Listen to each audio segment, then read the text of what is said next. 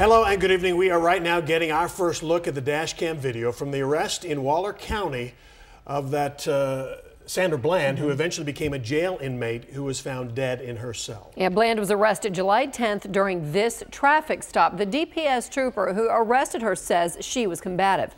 Bland was found hanging by a plastic bag in her jail cell last week. Her death was ruled suicide, but her family disputes that. DPS just released the video that Steve just showed you on Fox 4 News at 5:30.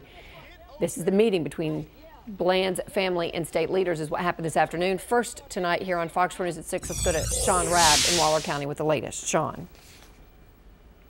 Yeah, want to talk to you about this meeting that took place and what we learned in a subsequent news conference from the many leaders from our state who were there, along with community leaders from Houston as well as Waller County.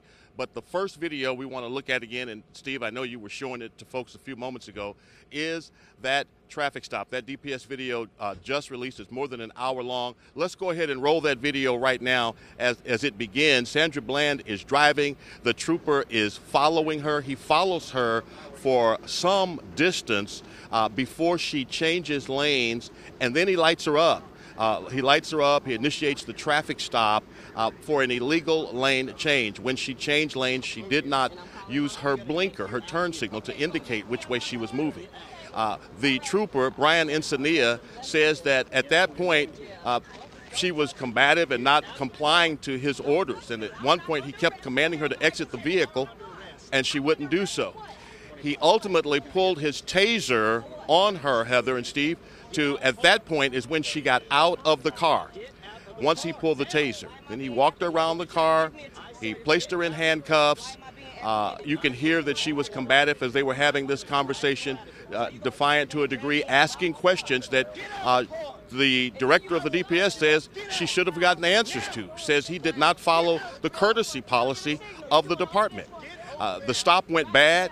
He says he handcuffed her for his safety and that she was kicking and that she kicked him in the right shin and that he felt pain in his leg, and then he had cuts on his hands, and subsequently she was charged with assault on a public servant. Now here today, nearly 24 leaders from across the state, the Lieutenant Governor, State Senator Royce West, the driving factor for this meeting, elected officials from both Harris County and Dallas County, along with Waller County folks, all learning from the officials involved in the jail here at Waller County and DPS what happened with Sandra Bland. After that 2.5+ hour meeting, we heard from those folks, including the Lieutenant Governor Dan Patrick, who says, I know people want answers right now, but we cannot rush to judgment. Let's listen first to Dan Patrick, then to State Senator Royce West. You have two episodes here that are not directly related, but they are connected. You have the traffic stop, and then you have her loss of life in the jail cell. We want to make certain that there's diversity on that grand jury. And so there are questions about both. First of all, was the traffic stop a good stop, as police officers termed them? State Senator Royce West says he does not believe Sandra Bland should have ever been taken into custody. He does not believe she should have been stopped for that violation. Then you have the mystery surrounding what happened in the jail. She was there for 3 days. She was trying to post bond as late as Saturday. That did not take place. The bond was $5,000. Then she's found on the 11th. She's found 3 days later, after being in there since the 10th. She's found hanging from a plastic bag in a trash can in her jail cell. Did she commit suicide, or did something untoward happen to her at the hands of someone in that jail, in law enforcement, in the justice system? Those are the questions yet to be answered.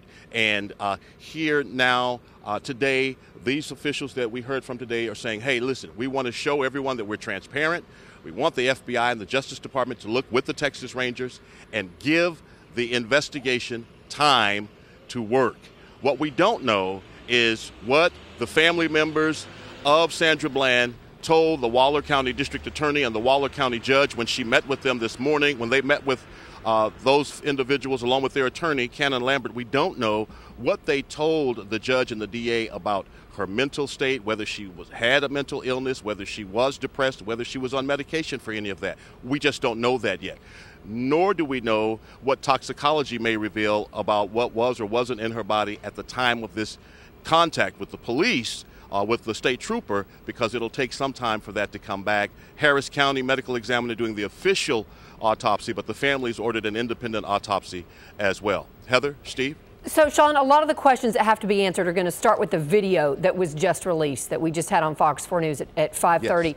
I know this is super quick, but what's been the response to what we're already seeing on this video? Well, a couple of things. First of all, there are a couple of things that happened in the video that are not in the arrest affidavit and the statement of Trooper Brian Encenia. That raises a red flag. For one, not included in his document is the fact that he pulled his taser on her to force her to comply with his commands to get out of the vehicle. That's not in the arrest affidavit.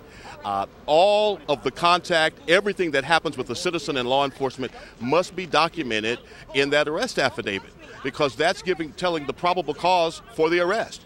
And so certainly people want to know why that was not included. And how did it go bad? What happened? There has been some conversation about whether he was commanding her to toss out a cigarette and she refused to do so. But she was asking, what did I do to be apprehended? Why are you wanting me to get out of the car? And those questions were not articulated completely in that arrest affidavit. So that raises questions for DPS Director Steve McGraw, who says, hey, the arrest itself, the traffic stop did not completely comply with our policies and procedures. That's part one. And then part two, 3 days later, she's found in the jail, partially off the floor with this plastic bag wrapped around her neck, hanging. Did she commit suicide? Was she so depressed? Did she commit suicide? Or did something else happen? And that's where we are still. They're saying let the investigation lead to the truth. All right, so Sean, I know there's a lot to go over with the story. We're going to continue to follow it on our Facebook page and also tonight on Fox 4 News at 9. We appreciate your coverage, Sean. Thank you.